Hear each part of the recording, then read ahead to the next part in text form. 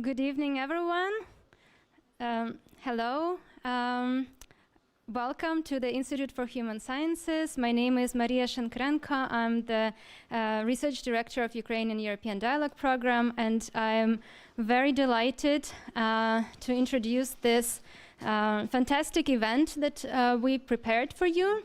Beyond Resilience, Rethinking Solidarity and Resistance through Palestine and Ukraine. This event is part of our 2 days conference that began today, the Colonial Technologies and Solidarity. And today we have with us two very distinguished guests, speakers. I will start with introducing Malaka Shwaikh, who is a lecturer at the University of St. Andrew, where she teaches and researches peace building with decolonial and intersectional perspectives. Malaka has been very prolific in studying and writing about hunger strikes, in prison studies. She has been working on peace building and the concept of resilience. She has published multiple book chapters and articles and on the politics of hunger strikes, the limits of resilience, and the Palestinian question. We're very, very lucky to have you with us. Thank you for coming. Our another very distinguished speaker today is SVITLANA Matviyenko, who is a professor of critical media analysis at Simon Fraser University and an associate director of the Digital Democracies Institute. Svitlana studies information and cyber war, media and environment, critical infrastructure studies, and post-colonial theory. Svitlana already is a recurring guest. Actually, almost a year ago in April, she was delivering a lecture on Russia as a garrison colony. And we are very excited to hear how her work has been developing since then. So we will start with a conversation between Malaka and Svitlana. They will talk for about 20 minutes, and then each of them will give a presentation, which will be followed by the questions from you. So we will give an opportunity to have a discussion. So enjoy. Thank you so much for coming, and I'm giving the floor to you.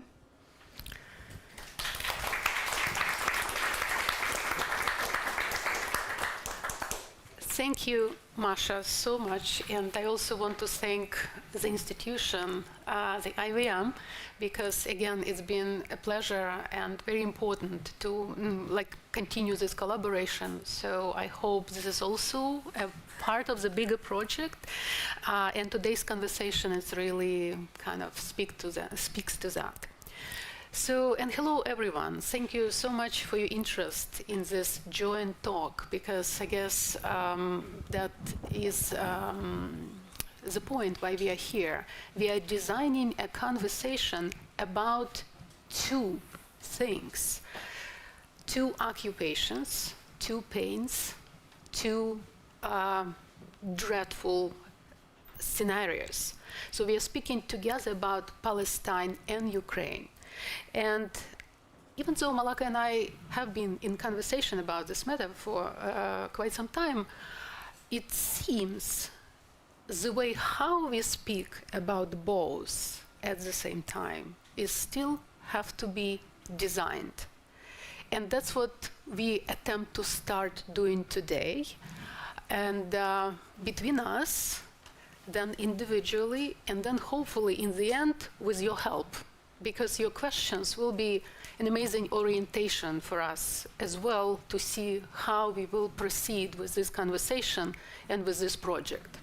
So to begin this presentation today, and again, our engagement, Malaka and I wrote 3 questions that we will ask each other, and that will be the beginning of our conversation, and then we will proceed with a sort of framing or manifestos that each of us would kind of offer in terms of, again, Palestine and Ukraine, and that's after this we will again engage all together. So we will begin with these questions.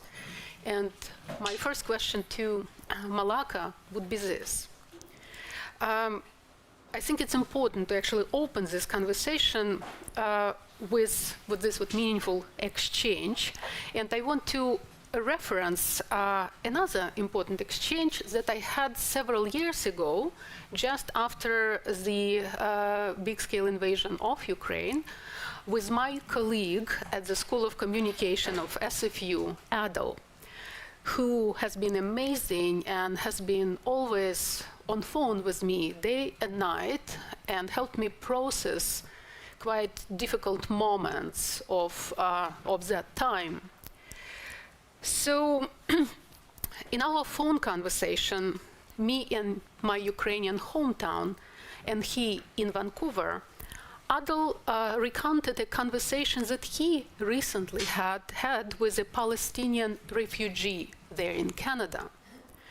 And reflecting on the unfolding war in Ukraine, this person told him that Ukraine of 2022 made him think immediately of Palestine 1948.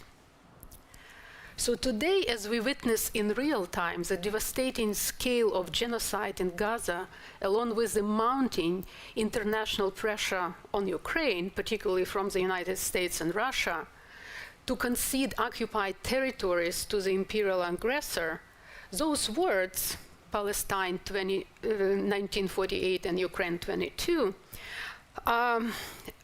really crystallized into probably even kind of more disturbing and dangerous and tangible reality, making it increasingly difficult for me to resist an affirmative answer to the question I keep turning over and again in my mind. The war is bad, but is there anything worse? With this in mind, Malaka, I want to invite your reflections. It would be deeply meaningful to hear your thoughts on these echoes and parallel histories of colonial violence. Not only their points of similarity, but also differences and unresolved reverberations. To begin, could you speak to the significance of 1948 for Palestine and what futures were set in motion by the events of that year? Thank you for having me. Can I just ask that everyone can hear me? Okay, brilliant. Thanks for the institution as well for hosting us and for all the organizers. They've done amazing work to make this event a success so far. And solidarity, of course, with our siblings in Ukraine and Palestine and everywhere, wherever there is oppression of any form of type as well. So just answering your question, Svetlana, which is such a brilliant question, and it actually lead us into where it all began. So 1948, for me, as a Palestinian woman who grew up in Gaza and lived most of her life in Gaza, is a key point for us as Palestinians. It represents the loss of lands and resources since then, and the continuation of violence and of injustices of all forms and types as well. So my family came from a place called Jaffa, or Jaffa in English. So my family used to live in the affluent area of Al-Ajami neighborhood. So if anyone has been to Jaffa, you will recognize that particular name. It's a place in the center of the city, of the old city of Jaffa. And the stories that I've heard of that particular place from my family are filled with all forms of joys and shared care and shared resources and shared love of things like Jaffa oranges that you probably have come across as well, Jaffa cake. Maybe you've had some Jaffa cake, which it is because of how popular the orange of Jaffa has been in 1948 and before, that used to be exported. Jaffa being one of the most, or the major exporter of the best oranges in the world. Jaffa also being one main seaport that has also been quite popular in 1948 and before. Jaffa communities being quite well educated. The city has been, in 1948 and before, a hub for knowledge that people would travel long distances to actually visit and enjoy and learn from the schools and the education centers that have existed in that region before. Of course, May 1948 marks the month that we lost it all, Jaffa and Palestine. Since then, the way that we Palestinians think of how things have gone since then is the world has turned blind eyes at the daily injustice there. Especially when I speak about the world, I speak of the international community, the international organization, international development sector, and I'm going to be speaking about this a little bit more later on. We've seen the world, for example, expecting us to stay strong in the face of injustice, to stay resilient while coping with large levels of high levels of injustice. We've seen the world protecting war leaders and supporting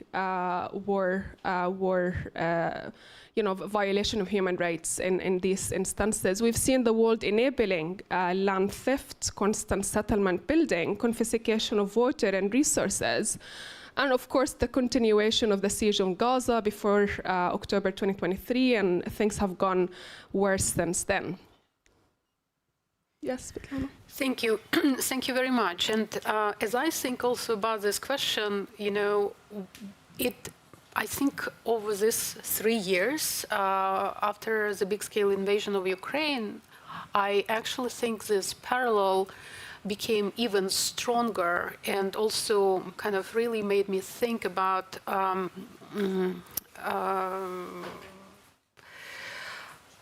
realization of certain futures that didn't feel so real in 2022.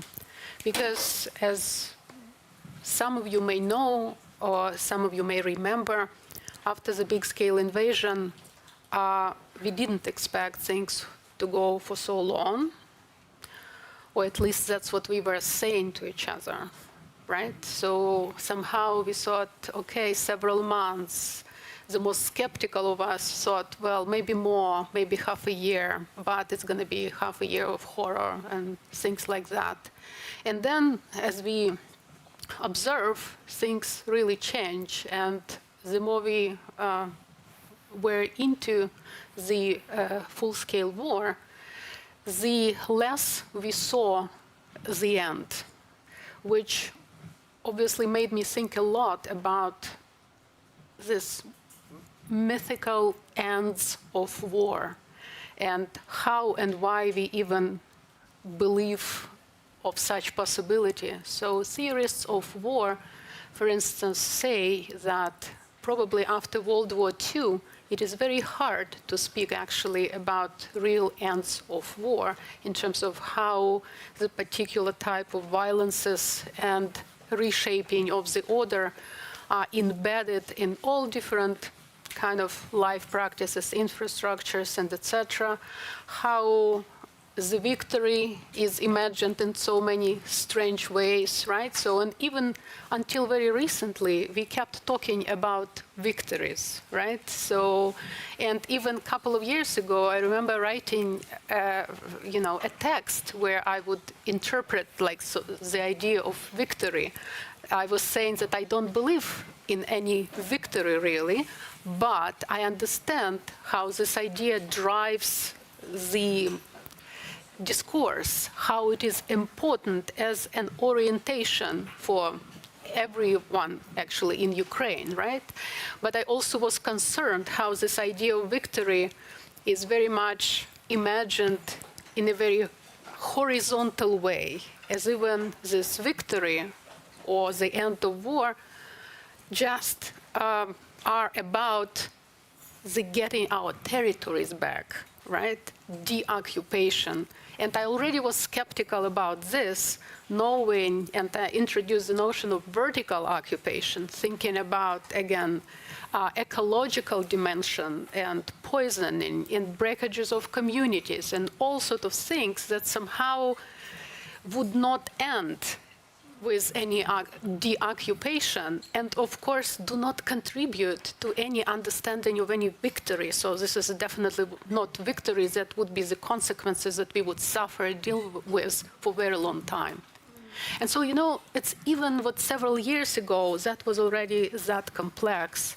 And suddenly now, 2025, when we speak about rare earths and mineral agreements, where some people from the development sector of the United States who now continue international negotiations on behalf of the American government propose zoning of Ukraine and giving the zones away under control of different corporations or states.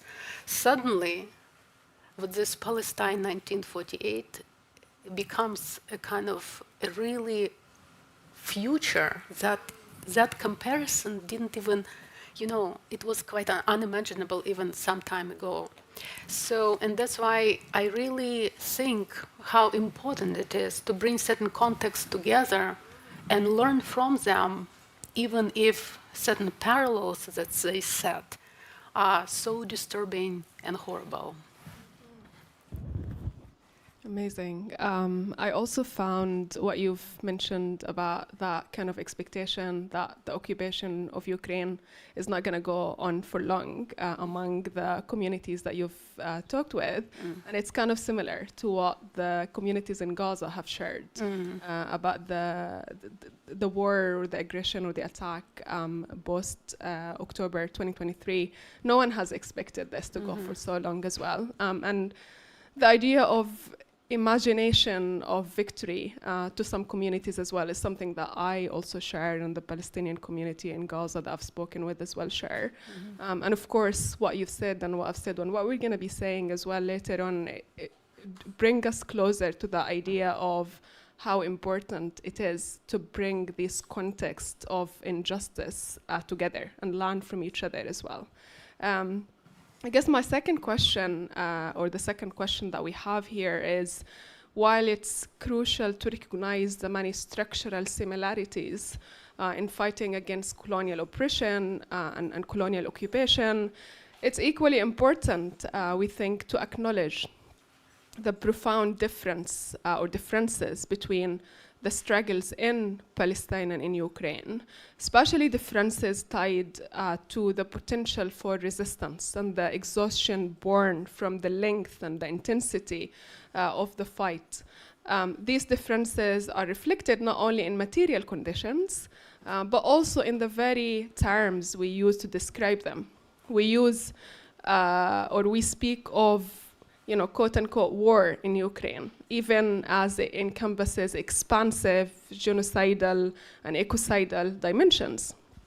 In contrast, we describe Palestine in the language of, again, quote-unquote genocide, capturing systematic, ongoing practice of erasure in which some would say the possibility of organized military resistance has been continuously and violently crushed. So why do you think, Svetlana, it's important to recognize these or such distinctions and others like them?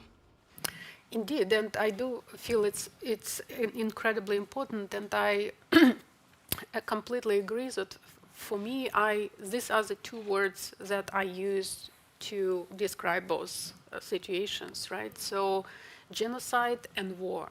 Even though, of course, in Ukraine we do have cases of genocide, right? So some of them already open in the international court, others are being, evidence has been collected, and it's also amazing to see how the huge part of the population in Ukraine is actually engaged in collecting evidence, right? So it's a kind of almost a particular time of activism or engagement with, you know, this whole context and reality of war is collecting the proofs of genocide, of violence, of cultural erasure, and etc. So there are cases, literally, that I believe, even though I guess when we speak about genocide, and sometimes when I publish something, and every editor so far returned articles to me telling me that I cannot probably use the word genocide because nothing has been proven in the international court yet. And that's why I always insist that there is a very important distinction and difference. There is political understanding of genocide and there is legal understanding of genocide. And this is a tragedy that there is a gap between political understanding of genocide and legal understanding of genocide. Or we also can say crimes against humanity and ecocide, right? So all those things, they're kind of split between these 2 points. And of course, in some cases it was possible to persuade the editors, but in other cases I indeed had to use quote unquote, right? But then again, all this work that has been done by Ukrainians and of course many others, human rights groups, communities, etc., is to bridge this gap, right? So especially when it comes to ecocide, which is again not so much remote from genocide, because ecocide, it's basically targeting environment instead of targeting people, but targeting environment for the purpose of targeting people, because this whole ecologized war was invented basically during World War I and has been practiced, even though unacknowledged, like theoretically, for the entire 20th and 21st century, right? So this invention, when environmental thought became very useful for killing, right? So with the use of gas warfare, and then of course with such cases as explosion of Kakhovka and etc., and we can name lots of cases there. So anyway, but coming back to what these 2 words, and the major distinction, war and genocide, if we are to kind of land on at least 2 major terms by which we describe Palestine and Ukraine, I think to me it really comes with this possibility or impossibility of resistance, right? And if, of course, literally resistance, you write about resistance, right? So I'm not saying that there is no resistance, right? So hunger strikes, of which you will be speaking, is resistance. But we are speaking here about military resistance. So it is only now is that moment when I think our possibility to resist is being very much questioned, pressured, and undermined. What we call now this peace negotiations that's a very dangerous moment where I think Ukraine is forced into situation, into condition where it should stop military resistance. And then, again, returning to the first question, I would say, is there anything worse than war? Because with this resistance and this subjectivity that can be kind of, or agency that can be proven through this resistance, that's precisely what makes us a little bit different kind of actor at this point. And again, looking at Gaza as this potential parallel history, right? So that's where we can see how completely suppressed what this military resistance is. And that's, for me, it's a huge difference. Ukraine can appear in this place. And it can be there through this so-called peace negotiations that we are forced now. Amazing. And I found what you said about, papers being rejected or papers returned to you, something that I guess not only me or you, but other scholars who write about levels of or some form of oppression in their context go through as well. So in a way, we're restricted in the way that we write and how we write, what we write. There are always these forms of restrictions and oppression that we face even in our academic spaces as well. Of course, I think also the focus on military resistance is quite important, and I will get into this as well.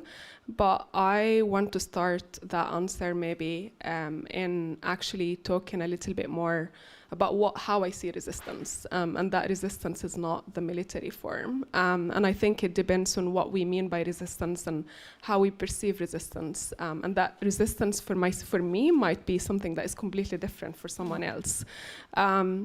So some will focus on the military aspect of resistance on the ground, but I think of resistance more broadly than this. I think of, my sister, for example, in Gaza, setting up a tent where she is in a camp at one point in time to educate the children of that camp as resistance. I think of this as resistance to the Israeli attempt to end any form of education on the ground, to the erasure of universities and schools and academic institutions. What is it called? Scholicide? I hope I got this right. This is what they call it. And of course, there are far more restrictions on resistance, I think, in Palestine, as I see it, compared with Ukraine. I do acknowledge, of course, that there is the American and the Russian pressure to end the war in Ukraine. And in Gaza, I feel the world in its totality, outside the Arab and the Muslim world, has shown clear sympathy with the Israeli state. And many of these states have gone far to provide military support to Israel, making its job on the ground much easier with all the international support that Israel has got to continue with its genocide of the Palestinian people on the ground. So this is maybe how I would answer the question. And yeah, I think maybe we can go into the third question, except if you have more comments on that. No, I think we can actually proceed with the next one, although we already spoke a little bit about this question, but maybe we need to kind of sum up or reiterate a couple of points. So again, why is that important to speak about Palestine and Ukraine together? So what kind of possibilities you imagine coming out of that? So what can be achieved by this joint conversation? It's a brilliant question, and I think this is why we're here, because it's quite important for us that we speak about forms of oppression in two different contexts where there is a possibility of learning from each other and coordinating thoughts and actions in that sense within academic spaces. I do find strength definitely in speaking up together and working together. I think there is a strength in unity. I think there is a strength in collective activism in both contexts, teaching one another on how to deal with particular forms of violence, with methods of resistance, how these methods of resistance can work better, how to challenge authorities. I remember, for example, a context in which during the Black Lives Matter movement, the Palestinians on Twitter actually were talking with black activists on the ground how they can manage the impacts of the tear gas thrown on them from the American states. So even though it's not necessarily the same example here, but I do find strength in actually learning how to resist and how to resist forms of oppression that might be shared between these two contexts, and how to challenge authorities as well in both contexts. And of course, while especially as someone who works on peace and conflict studies more broadly, we always keep in the back of our mind that we can't copy and paste examples of good practices from one context into another. But I think Ukraine and Palestine have shared a lot of similarities. The loss of lands, the lack of international support, the continuation of physical and structural violence on the ground and other forms of violence, of course. And there is so much to learn from one another and build on one another's experiences as well here. And as I noted earlier, I think in the moment of 2022, Ukraine has similarities with 1948 Palestine. So each is the start of a colonial project that has devastated the land and its people. There is also a lot of multi-generational trauma in both contexts. And often when we speak of therapy, if a Palestinian or a Ukrainian go for therapy here in Europe, you often, and this is the kind of examples, and right? This is the kind of example that I hear from people who go to therapy here, that often they don't feel that the people that they're speaking with understand their experiences. And I think because of similar kind of experiences that we both are going through, maybe that is going to help in making, the mental health practices, the therapy, the other forms of mental health support a little bit more relevant to communities who are facing similar experiences here. Yeah.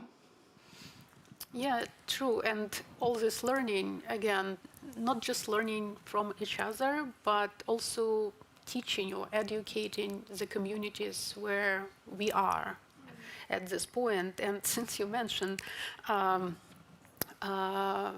therapy, I really just want to tell you, strange to tell it in public, but still I feel like quite an interesting case, which I keep coming back to it as almost, project on my self-ethnography, which is kind of also a bigger thing that I do, thinking and theorizing about being in war, outside the war, and writing about war in distance.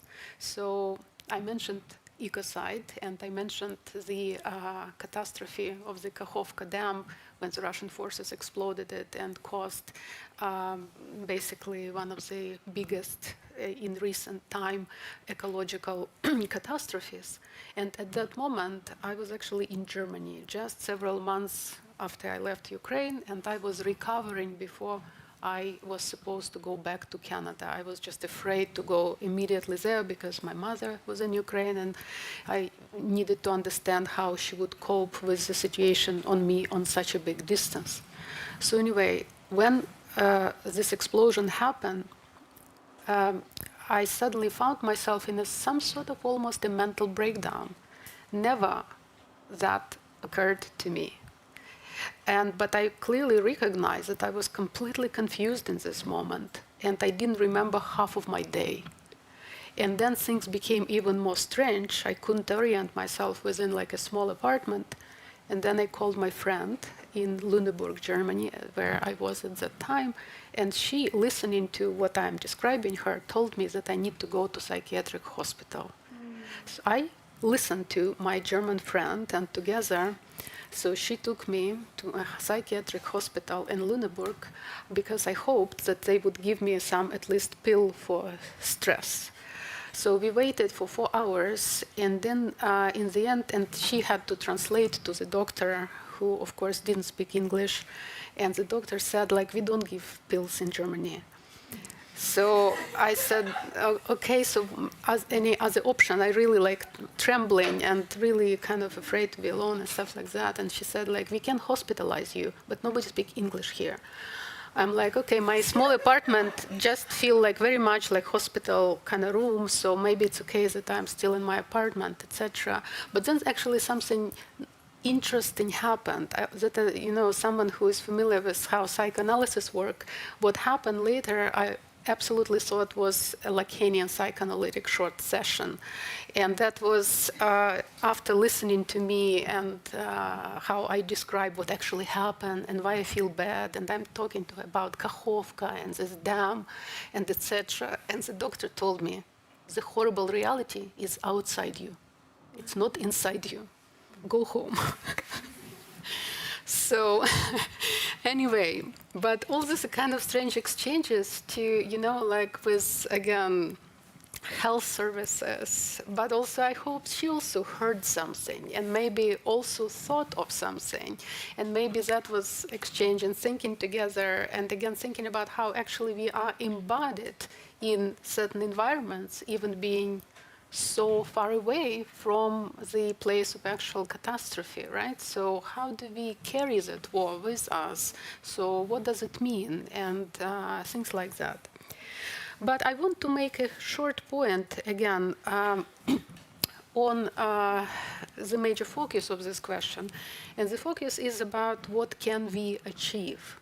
So among many things that you're absolutely right, and I agree, I personally would like to achieve at least one thing. I was completely disturbed and troubled with this split of activist communities around the world in terms of whom they support, Palestine or Ukraine. And it was very interesting for me, as that deserves another psychoanalytic reading, how people maintain those alignments and how they, in fact, made this choice. What's the meaning of pacifism here? And how they, for instance, sometimes are afraid to speak about weapons or necessity of weapons, etc., for Ukraine, and then if they cannot speak about this, they support Palestine. But again, Palestinians also need weapons, but then, of course, they're so suppressed that they cannot even use them. That's why we don't talk about this, because maybe there was time we had to, and the time was missed, right? So now in the time of this complete violence and genocide, right? So that people just strive for water and survival, and any kind of possible military resistance is impossible. And that's why it's kind of interesting for me how strange what this choice is, right? So, and I don't know many people across many countries who in fact support both. But somehow that it was a huge division, problematic, politically wrong division between activist communities. So if anything, but like very practical, I want to achieve from this event and hopefully from our work together, I want to bring these communities together. I want to create some senses about why it is important. That's why we're kind of reiterating this question over and over again with different shades and contexts.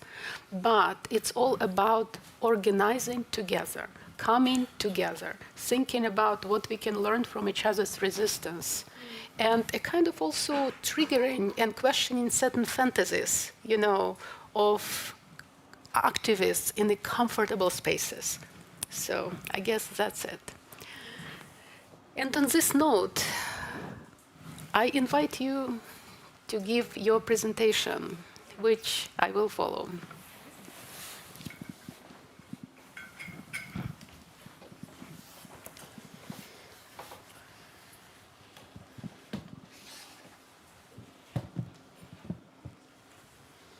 Okay, hello everyone once again. It's so good to see you all while I'm standing, and I'm so glad that we have a full room as well. So thank you for taking some of your time in a busy Monday evening to come and to listen to us and engage with our conversation here.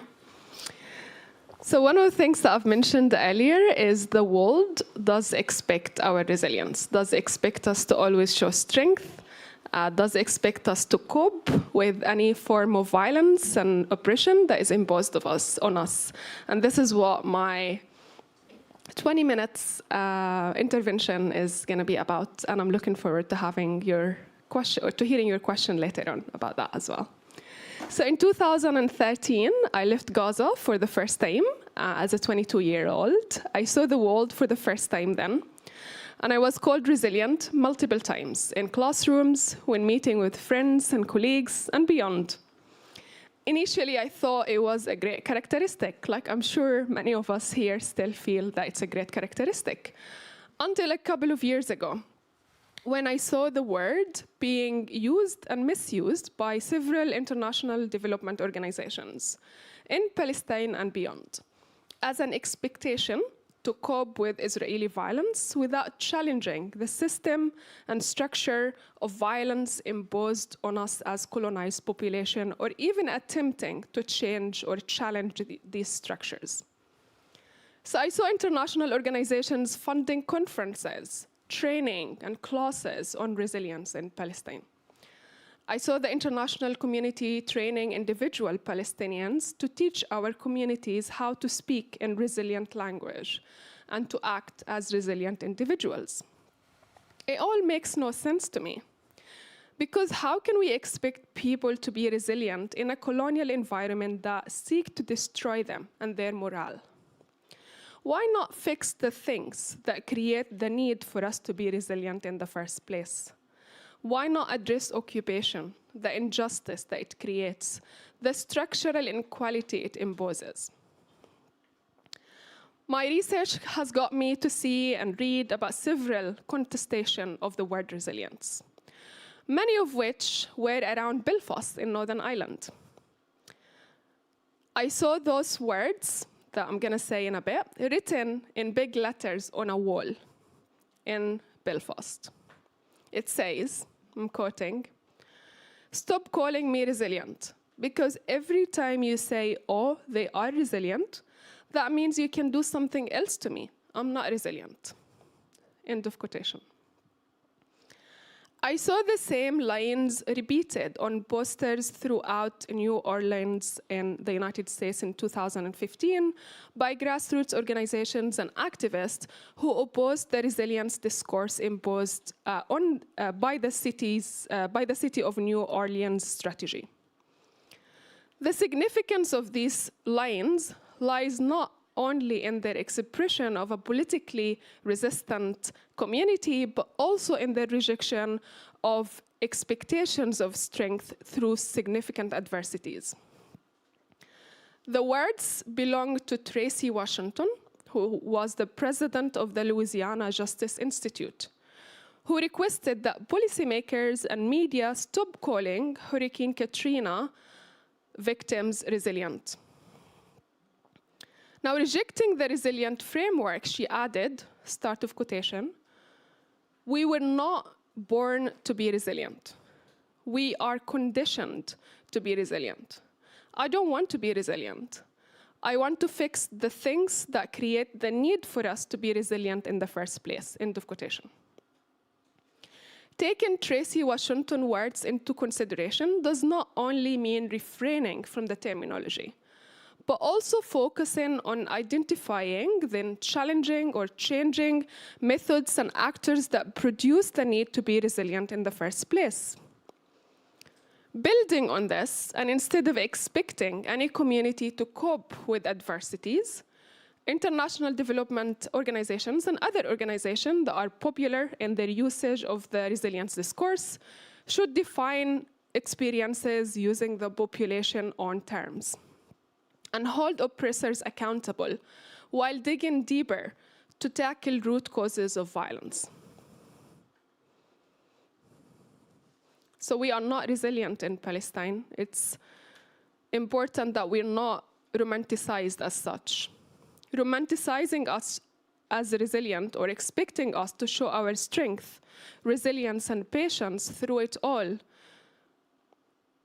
even though there are all forms of injustice imposed on us, imposes mythical terms on our experience and our everyday struggles. It obscures our humanity. It reduces the depravity of violence and ignores other forms of violence, especially the structural violence that we continue to face every day. It's important that we're not reproduced as resilient individuals or subjects. This cheap reproduction of us as extraordinary people who will endure all suffering imposed on us is violent because it places the onus on us to be resilient on issues beyond our control, instead of blaming the structure for making our life harder, harsher, and surrounded by violence, obstacles, and obstructions of all forms. And at the heart of this resilient expectation is an ignorance of layers of structural violence we continue to face and the subsequent chronic traumas as well. This insistence on expecting our resilience minimizes and at times normalizes the colonizer's violence.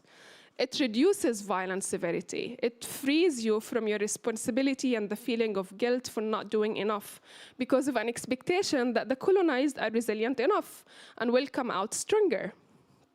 It lifts responsibility off our shoulder and that of the international community who may consider us resilient enough and undeserving of support, inflicting even further harm upon us. If we don't listen to the colonized voices and needs and take their fear and exhaustion urgently and seriously, the colonizers are able to continue with their crimes. And if colonial violence is hardly protested, the colonizer will continue with these violations, expecting no outcry or call for accountability. Our loved ones in Palestine and Ukraine have not chosen this violence. No one chooses to be treated this unjustly.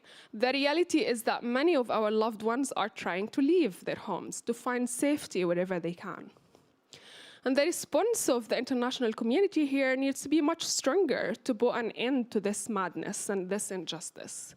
They can start by thinking of us as human beings who have feelings and daily struggles, not resilient, even when and if we don't show or share these feelings and daily struggles. To expect us always to show strength and patience rather than fragility and vulnerability is inhumane. We should not be asked how we are managing or why we're still smiling. It's wrong to demand resilience from oppressed communities. We need action that is immediate and global. We need resistance from outside Palestine and Ukraine to the forms of oppression we face while the root causes are tackled, the root causes which may force us to try to cope in the first place because we have no other choice. I do fear that the expectation of Palestinian and Ukrainian resilience normalizes and enables more violence. It risks freeing the international community from its ethical responsibility to do more in order to put an end to injustice. And if violence is hardly protested, as I noted earlier, it will continue with impunity. We need to do more with greater urgency to stop the constant aggression on Palestine and Ukraine. We should organize more, speak up, write, above all, educate to end this injustice against civilians. And just to conclude, in both Ukraine and Palestine, a long history of imperial and colonial violence has resulted in multi-generational trauma that continues to be ignored. Instead, the Palestinian and Ukrainians are cherished for being resilient. While the resilience narrative is currently attached to Palestinian and Ukrainians, it also, of course, impacts and affects and is used to label the colonized, oppressed, and marginalized people worldwide. But we should not expect anyone to hide their struggles or deal with adversities with positivities and a strength. Instead, we should ask ourselves how they got into a situation where they should even require such resilience. How can we prevent further traumas and end all forms of structural violence? What are the root causes for such violence? And equally important, why the resilience discourse persists despite critiques. Who benefit from such discourse and the attempt to make crises appear individual, when in reality both colonial violence and coping mechanisms to survive are deeply structural and collective? Does this individualization let states and humanitarian organizations and other organizations that use the resilience discourse off the hook for more structural issues instead of dealing with the existing one? It's time that our experiences are defined by our own terms. Resilience is not the right discourse. Resistance may be better because the key to supporting decolonial struggles is resisting structural issues and challenging power dynamics instead of ignoring them. This is a collective responsibility that should be shared by all of us, individuals, groups, and states. It requires political action and demanding of accountability more than anything else. If those structural issues are not dealt with, the result will be merely a reproduction of the pre-existing status quo, one of which is inherently and deeply violent. Alternative to resilience is a language that is deeply rooted in care, that center marginalized voices. The language, or this language, also avoids expectation of bouncing back from adversities.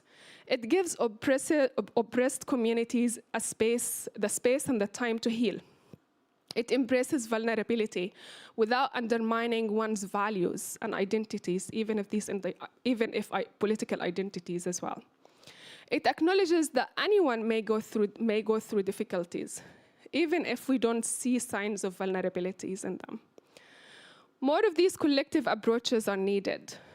There is also a need for an alternative language that is more caring, a language that is not about expecting, but respecting the way that we all feel at times of difficulties.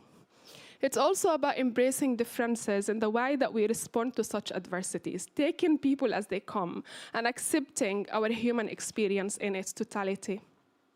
To end with a reminder that the less fortunate and privileged communities, those who are in constant fear and traumas, and the ones who regularly experience war and grief are humans. They don't choose resilience. Palestinians and Ukrainians I met during and outside my fieldwork are tired of being objects of work that expect their constant strength. They don't want to remain stories of documentaries or TV series, but want collective care and resistance to the injustice they face. And they want justice and dignity. Thank you.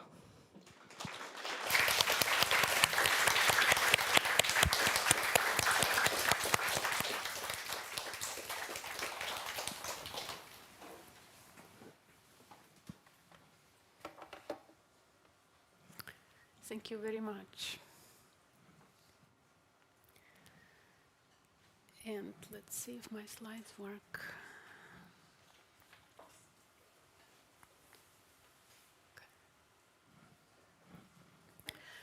And I will speak about solidarity. That at least the emphasis that I want to make in our joint conversation. And the type of solidarity that I want to address is decolonial solidarity. And I will also begin this short intervention in the mode of testimony. For almost a decade now, I have been grappling with the phrase, "there is nothing solid left of solidarity," a realization that has only deepened over time. Often tossed around in critical theory and political philosophy, the phrase struck me with a brutal clarity in 2013 at the onset of the Ukrainian Maidan uprising. At that moment, with the exception of perhaps one leftist thinker in my North American circles, someone with whom later I would write a book, almost everyone around me chose misrecognition. They sent me links from Russia Today, lecturing me on what was truly unfolding in Kyiv, reducing a living grassroots anti-colonial struggle against Russian imperial domination to a convenient caricature of Western imperial manipulation. In doing so, they didn't merely misunderstand, they colluded, willingly or not, in the erasure of delegitimization of the democratic uprising, tarring with the actions of its extremist fringe and echoing almost word for word the propaganda of the empire the protesters were struggling to resist. Nothing is solid about solidarity, I realized, disillusioned by the weaknesses of my ties and the brittle infrastructure of support I had once taken for granted. Supporting Ukraine suddenly became an unpopular position within my leftist circles. Expressions of human sympathy, soft, distant or melancholic towards the Ukrainians who stood for months in freezing temperatures facing down armored police lines, were plentiful, but they offered no real substance. Since then, I admit, I have questioned sympathy, what it asks for, what it offers, and more critically, what it refuses. It became painfully clear to me that solidarity is not sympathy, and perhaps has nothing to do with it at all. Solidarity, I began to understand, is not a feeling projected from afar. It is a commitment to risk with and to stand beside. It is costly and it is uncomfortable, and it demands more than the distant melancholia of those who, unwilling to step beyond their shelters, retreat into the ideological mantras and build their careers. Solidarity asks for something harder, the shared vulnerability of standing together without guarantees. Here, I find myself in agreement with French sociologist Émile Durkheim's vision of solidarity as a social force that often emerges in mechanical form, although it does much more when it comes organic. Durkheim spoke of mechanical solidarity as a binding relation through similarity. Individuals connected by shared beliefs, customs, labors, and traditions. People tend to solidarize with those alike them. He saw it flourishing mostly in small, homogeneous, pre-modern communities, yet I wonder if today it lingers still flourishing in the algorithmic filter bubbles and echo chambers that offer the comfort of imagined sameness without the labor of connection.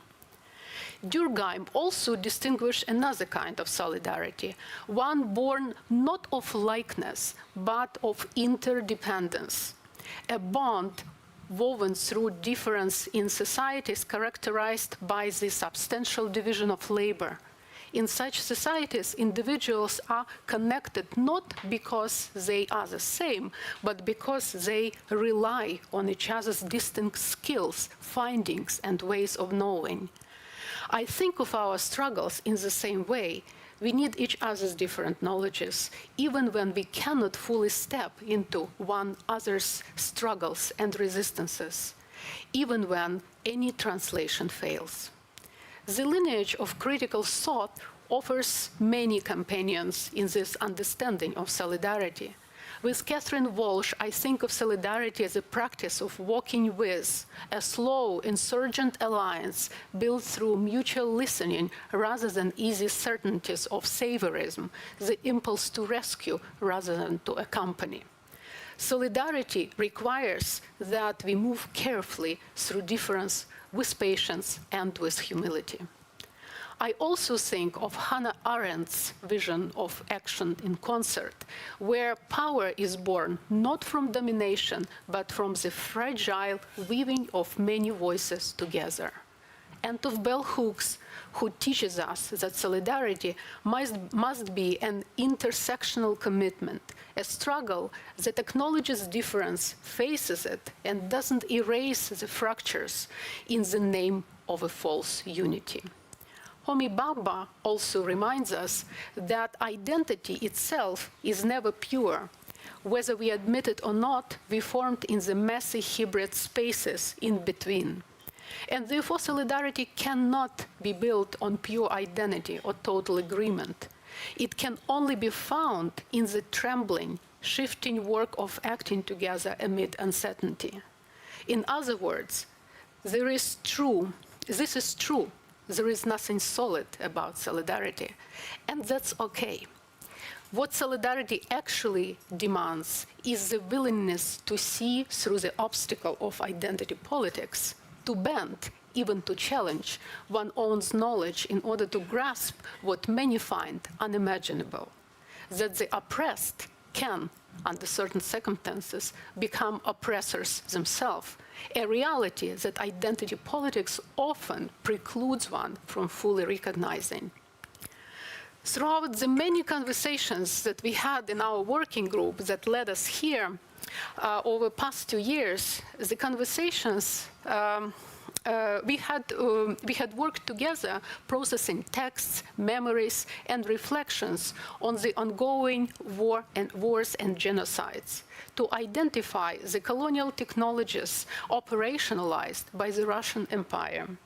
These technologies have been consistently deployed to create and maintain a space of suppression, one in which differences between various groups were either exaggerated or erased to ensure the impossibility of genuine relation and solidarity. At times, differences in the Soviet Union were, and again, imperial Russia today, were undermined discursively to fabricate the appearance of internationalism and equality, yet in practice, social hierarchies, racism, and exclusion saturated all social relations across the Soviet and post-Soviet realm. Even today, many continue to imagine this expanse through the monolithic myth of so-called Russia, the illusion of a singular culture or people. Like other imperial formations, this empire continues to reproduce itself by implicating the very communities it suppresses in its cycles of violence. The Russian wars of aggression in the Chechen Republic of Ichkeria or Abkhazia are the examples. Today, this dynamic is strikingly visible in the intensive mobilization of marginalized groups and indigenous people for the war in Ukraine, Individuals from historically oppressed communities, most notably Buryats, Tuvans, and Kalmyks, and the members of small-numbered indigenous nations have been recruited at disproportionately high rates and have suffered higher than average combat deaths. Once again, they are being sent to kill and die, not for their own liberation, but in the service of the empire that refuses to recognize not just only their autonomy, but their very existence. The continuation of imperial racial politics by other means is vividly expressed in Russia's intensified recruitment efforts across the global south, particularly targeting African nations such as Rwanda, Burundi, and Democratic Republic of Congo and Uganda. This strategy operates through a complex interplay of social media propaganda, economic stimuli, and coercive measures. Promises of financial reward and the lure of Russian citizenship are combined with the exploitation of economic vulnerability, while aggressive information campaigns on social platforms create a narrative designed to legitimize and normalize participation in the war. Recently, I encountered two striking expressions of these legitimations of Russia's war for money. The first was during my last visit to Kyiv in January, when someone showed me a chevron obtained from the captured Wagner Group mercenaries. Nothing is personal, it reads. We were paid. The second came while watching Russians at War, a documentary by Anastasia Trofimova, a former Russia Today employee and now an independent or so-called independent Russian-Canadian filmmaker, which follows confused Russian men and women into the war in Ukraine. Over time, these poor, supposedly lost individuals disclose almost casually to her that nearly all of them had signed contracts to solve their financial problems. They went to Ukraine to make money and, of course, to kill Nazis. It almost perplexes me how, just as critical theory predicts, money is once again presented as a neutralizing medium within the labor relation, even in war. Nothing personal, they repeat over and again. But they are wrong. There is nothing impersonal about the brutality that unfolds in the necropolitical death worlds of war prisons, occupations, and zones of terror. Spaces we glimpse through reports of war crimes, torture, and acts of genocide. These are not accidental byproducts. They are the surplus of war, the affective residue, ensuring that the horror of imperial suppression and erasure are reproduced across generations through memory and irreversible loss. It will continue to reproduce itself through the transactional logic of rare earth mineral agreements and grain deals, through the occupational policies of zoning, reconstruction and redevelopment, where imperial rivieras will rise to replace the sites of resistance and struggle. This is precisely why, in a world on fire, decolonial solidarity must never occur by siding with power. Just as an indigenous Bolivian president overlooked indigenous struggle under Russian colonialism, announcing Putin his friend, or too do those Ukrainian groups who align with Israel or vote against considering the Uyghur genocide by China, hoping to secure support in the dreadful conditions of war. But decolonial solidarity doesn't build itself through such alignments. It begins by cutting these ties, no matter how painful, and proceeds in the most uncomfortable ways. By recognizing the technologies through which each of us is probably implicated in violence and indifference. Decolonization begins with you. Russian colonial technology of implication is a practice of juxtaposing various ethnic, indigenous, religious, and other communities against each other, by enticing them in mutual symbolic, discursive, or physical violence is a core principle of imperial reproduction. it has a long history of building social structures of privilege and suppression in which all of us, the subjects of empire, are deeply enmeshed and the extent of this involvement is staggering. That's why I can no longer refer simply to a colonial past as the historical period during which European powers established colonies around the world, exerting control over territories, peoples, and resources. Instead, as British geographer Derek Gregory notes, we inhabit the prolonged durée of the colonial present, a force that sustains the domination and exploitation established during the colonial era, which continues to shape all modern political, economic, and social realities. Instead of viewing empire as a static, bygone institution, Chicago anti-colonial thinker Jody Bird reminds us that the inclusion of the colonized into the multicultural cosmopole does not end colonialism, as it is purported to do. Instead, the gravitational pull towards imperial power only results in subsumption. As part of the imperial transit strategy, one of the many mechanisms that sustain the current systems of racial capitalism and environmental injustice. This process of imperial transit is not something that can be easily stopped or dismantled, as many imagine decolonization should do immediately. But it can be slowed and weakened significantly, where and when decolonization begins. And decolonization begins with us. Thank you.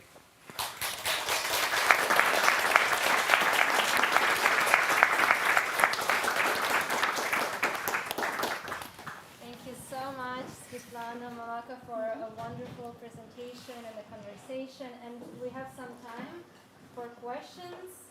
Please raise your hand, introduce yourself. We will collect a few, and then we'll proceed.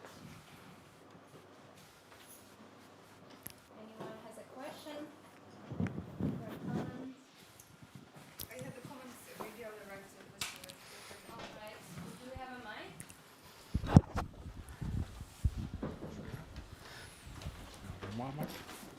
Thank you.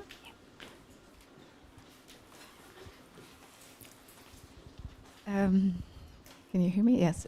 So hi, my name is Asia. I work at Angewandte. First of all, thank you, two of you. I think in the past years, the work of both of you was actually a fundamental form of resistance and a huge labor to articulate things with such care and nuance. And I think it is an act of resisting to this erasure, an epistemic erasure and physical erasure in many ways. And I think for many of us here, what you, SVITLANA, write and what you, Malaka, write is a kind of fundamental in how we think and then are able to actually build and articulate our kind of pressing things that need to be articulated. And I'm thinking a lot about what you said before about genocide and the kind of the gap between the legal definition and political definition.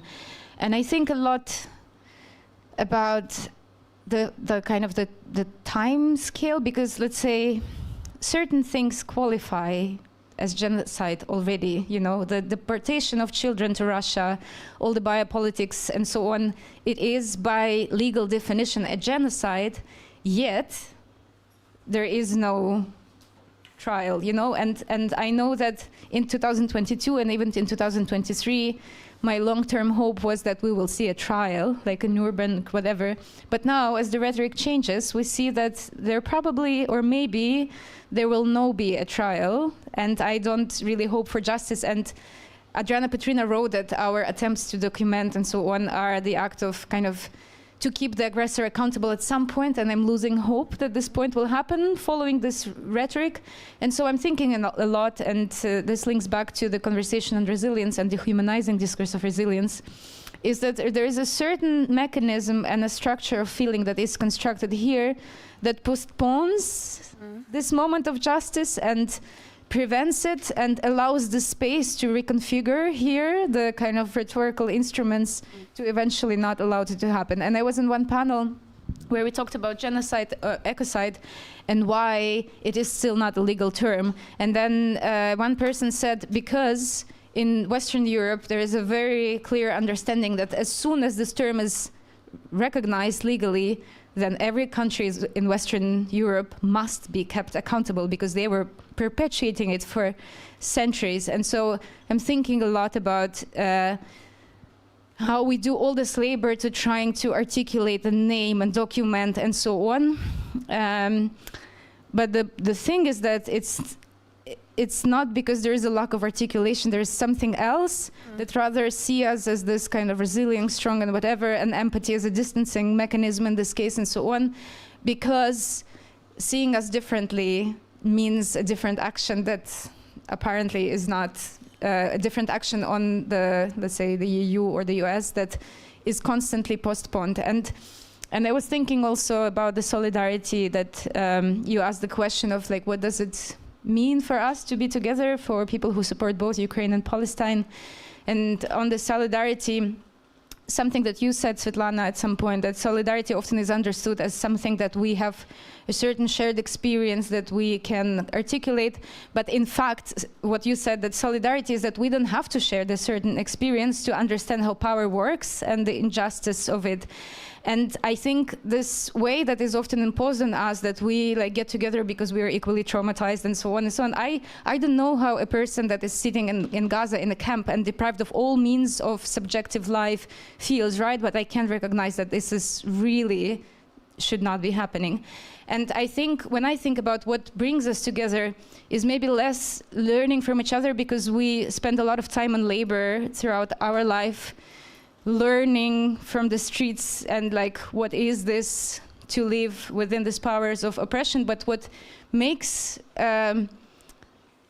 or what gives me this kind of space to breathe in the meetings like this today is that we are in the space where we don't have to convince each other of the struggle, even if we don't know much about who went through what. But we don't have to convince each other, whereas in like every other conversation in academic discourse or artistic discourse in Western Europe, you're constantly the subject that like masters its tools to be as articulate as whatever, but then it's still, you know, it will never be enough because it's not meant to be. So maybe you have some thoughts on it, but thinking a lot about, yeah, everything you were saying. Is there any more questions? Or maybe like we can collect a few questions together and then we can take it from there. But yeah, we'll respond to your thoughts as well, both of us, yeah.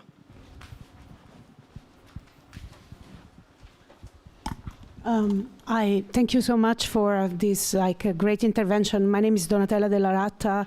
I work from Rome, John Cabot University.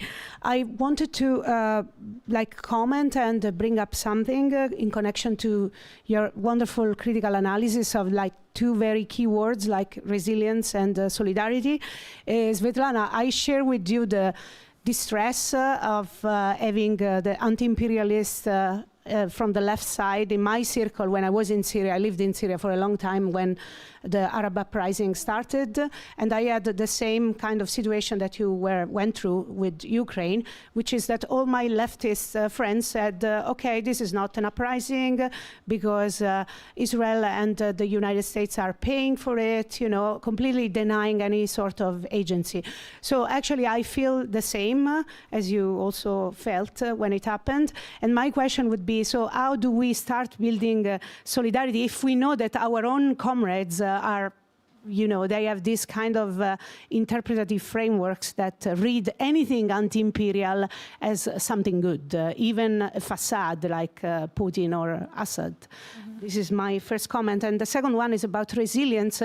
As far as I know, in Arabic, all my friends use the same word, smud, for both resistance and resilience, which is, I think, catches the ambiguity, because we don't have a native word in Arabic, do we, for resilience, which hints at the fact that this is an imported word from the neoliberal language, Anglophone neoliberal language, you know. Even in my own native language, Italian, resilienza is like really kind of sounds in a very there is some cacophony in it. It doesn't sound right. We use resistenza.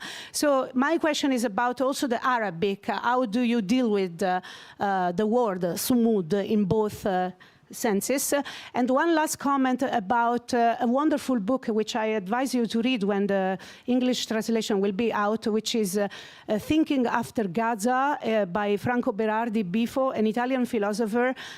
Just last week we presented it in Rome, and I think Franco, who likes to provoke people, in this book, first of all, I think he does what we are doing here, so connecting the dots. The book is called Thinking After Gaza as a Paradigm Shift. So it's not only a book about Gaza, it's a book about ecocide, Ukraine, humanity, so many things.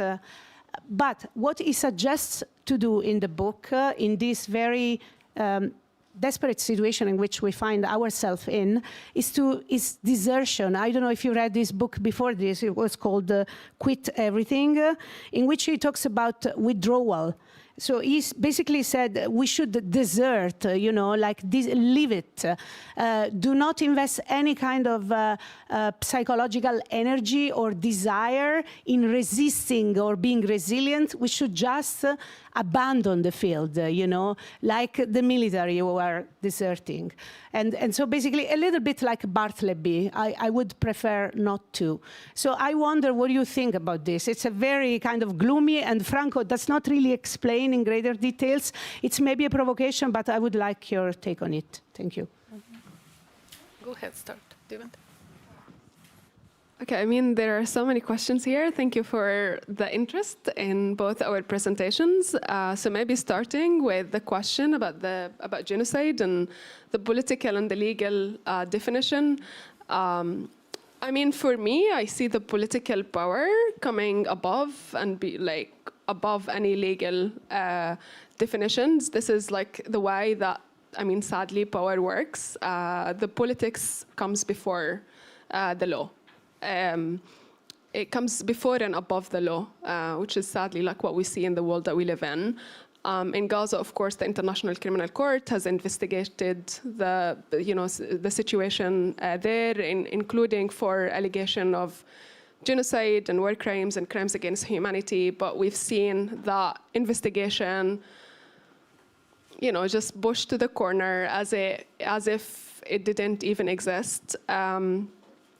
The country that initiated this investigation, South Africa, and the Minister of Justice that has been the key for that particular investigation has faced threats.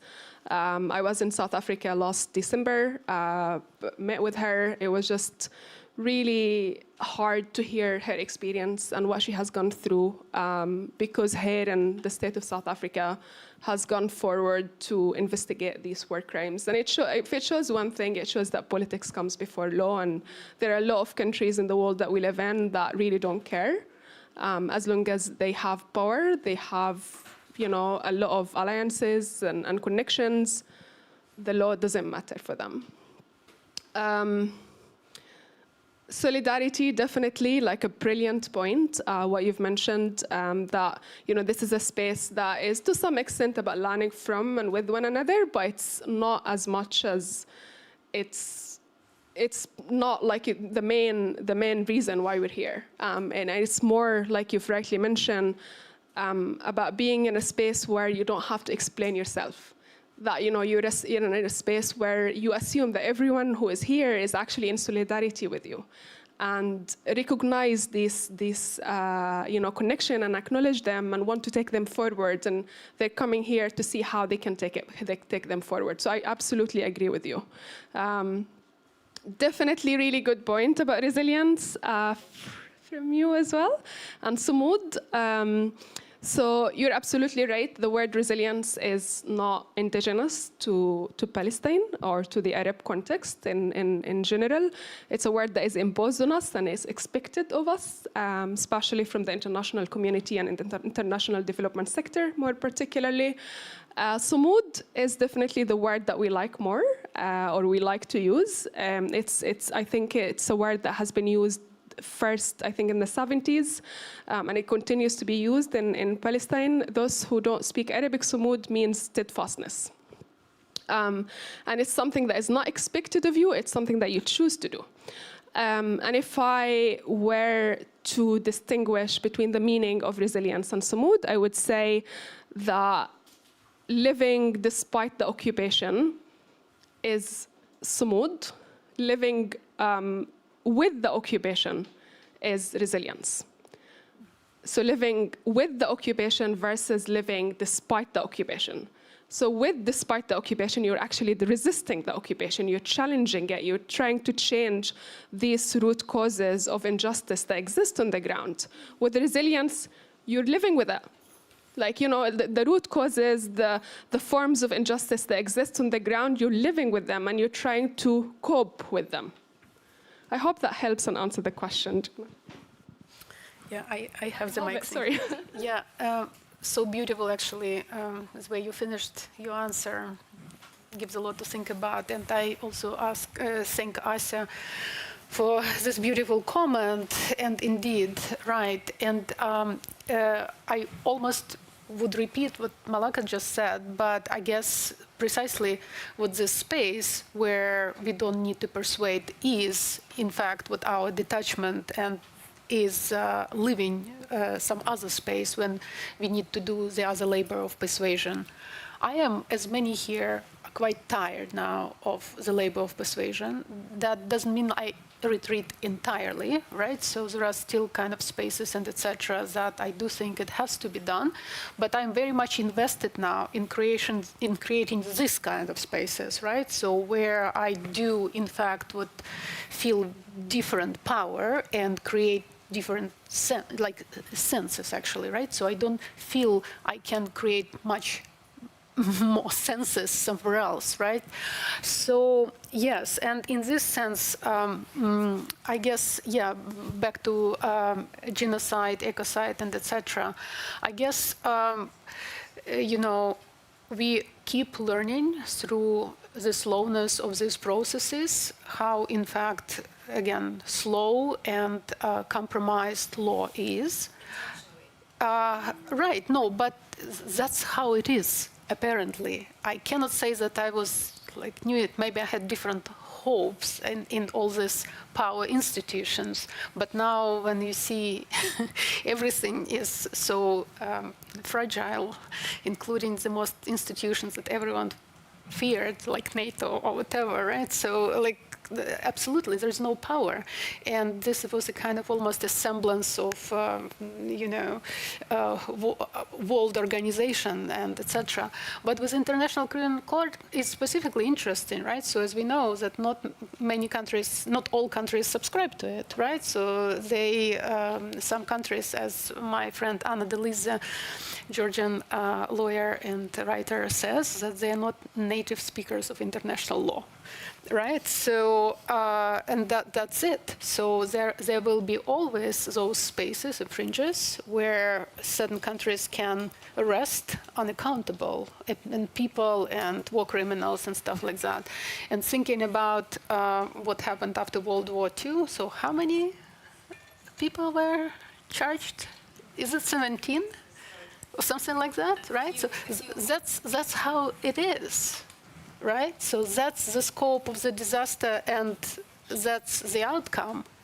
But now, in this world today, I feel like the things are even more obscure, as we see, right? So Netanyahu sitting near Trump, and Trump threatening to close or dismantle international court in general, right? So in this kind of, you almost want to say, postmodern world, whatever, hates this world, but you know, what is a kind of this world of where the discourses are possible, which we could never even imagine some kind of 50 or 60 years ago, right? So I envision how with these slicky and nasty discourses would actually working on building the avenues of escape for, but what we are hearing is not just bullshit. It's a working through particular frameworks and breaking them, shattering them, etc. And this precisely through what these holes, these people will escape all restitution. And yes, they will. And that's why it's a kind of another question, and that's maybe part of our labor that we do, is about how do we live or continue to live in the world and struggle and collect the evidence of war crime and bridge the gap between political and legal understandings of ecocide, genocide, and crimes against humanity, if we know what the future will be kind of like this. But I guess it's okay. I guess the world has been like this, and maybe we were too naive to kind of have certain hopes. But we are learning, and we are finding also the ways to continue, right? So again, despite probably, right? So very much despite. So that's why, again, we are in these questions of resilience and resistance and something like this. Yeah, and Donna, I do think like I also tired of persuading, right? So, and the same narratives, of course, keep going and happening and etc. But that's why I also, hope that even something that may happen as a result of these conversations or this work and etc., I hope it will draw the attention to someone who cannot accept and accuses like me and some other people of being pro-war, right? So yeah, and I hope it will draw the attention. It will make some people think. But if it doesn't, then I probably shouldn't care. Then probably this withdrawal is an option. And I do think it absolutely makes sense. Right? So I just say, I really think about the struggles and engagements that I involve at this point, but I think the world is big enough to actually have these spaces, right? So why do we need to have everyone here? They will not be. That's how it works. So I guess you're completely right, and Bifa too, about that. Thank you so much. There has been a lot of hopeful messages and not so hopeful messages, but this has been a wonderful conversation, very thought-provoking, and I would like to invite you to thank Svitlana and Malaka for their talk.